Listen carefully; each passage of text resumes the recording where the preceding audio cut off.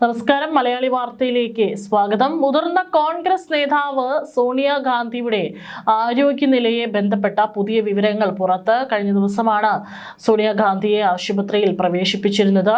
സോണിയാഗാന്ധിയുടെ ആരോഗ്യനിലയെ സംബന്ധിച്ച് പലതരത്തിലുള്ള അഭ്യൂഹങ്ങൾ നിലനിൽക്കുന്നുണ്ടായിരുന്നു. ഏതായാലും ഡോക്ടർമാരുടെ ഒരു സംഘം ആന്റിബയോട്ടിക്കുകൾ നൽകുന്നുണ്ടെന്നും നിലവിൽ സോണിയാഗാന്ധിയുടെ ആരോഗ്യനില തൃപ്തികരമാണെന്നാണ് അധികൃതർ അറിയിച്ചിരിക്കുന്നത്. പനി ബാധിച്ചതിനെ തുടർന്ന് ചൊവ്വാഴ്ച രാത്രി 10:30 കോൺഗ്രസ് ചെയർപേഴ്സണെ സർ ഗംഗാറാം ആശുപത്രിയിൽ പ്രവേശിപ്പിച്ചതെന്നും അവർ പറഞ്ഞു. ഡൽഹിയിലെ സർ ഗംഗാറാം ആശുപത്രി ചെയർമാൻ ഡോക്ടർ അജയ് സ്വരൂപ് വ്യാഴാഴ്ച സോണിയാഗാന്ധിയുടെ ആരോഗ്യസ്ഥിതിയെക്കുറിച്ചും ഒരു വാർത്ത പുറത്തിറക്കി. അവരുടെ വയറ്റിലും മൂത്രനാളിയിലും അണുബാധയുണ്ടോ എന്ന് പരിശോധിച്ചുകൊണ്ടിരിക്കുകയാണെന്നാണ് പറഞ്ഞത്. ഒരു സംഘം ഡോക്ടർമാർ ആന്റിബയോട്ടിക്കുകൾ നൽകുന്നു. നിലവിൽ അവരുടെ ആരോഗ്യനില സ്ഥിരമാണ്. ആശുപത്രി ചെയർമാൻ പറയുന്നതനുസരിച്ച് doctor DS Rana, doctor S നന്ദി, ഡോക്ടർ അരൂപ് ബസു എന്നിവരുടെ മേൽനോട്ടത്തിൽ അദ്ദേഹത്തിന് ആന്റിബയോട്ടിക്കുകൾ ചികിത്സ നൽകുന്നുണ്ടെന്നും മരുന്നുകളോട് നന്നായി പ്രതികരിക്കുന്നുണ്ടെന്നും അദ്ദേഹം പറഞ്ഞു. അദ്ദേഹത്തിന് വിശ്രമം നിർദ്ദേശിച്ചിട്ടുണ്ടെന്നും കൂടുതൽ പരിശോധനാ ഫലങ്ങൾക്കായി കാത്തിരിക്കുകയാണെന്നും അദ്ദേഹം പറഞ്ഞു.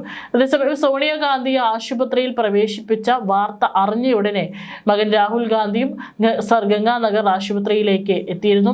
അമ്മയുടെ ആരോഗ്യസ്ഥിതിയും തുടർ ചികിത്സയും സംബന്ധിച്ചും അദ്ദേഹം അവിടുത്തെ ഡോക്ടർമാരോട് അന്വേഷിച്ചു. കോൺഗ്രസ് പ്രവർത്തകരും അനുയായികളും അവർ വേഗത്തിൽ സുഖം പ്രാപിക്കട്ടെ എന്നും ആശംസിച്ചു. അവരുടെ ആരോഗ്യസ്ഥിതിയെക്കുറിച്ച് പതിവായ അപ്ഡേറ്റുകൾ നൽകുമെന്നും ആശുപത്രി അറിയിച്ചു.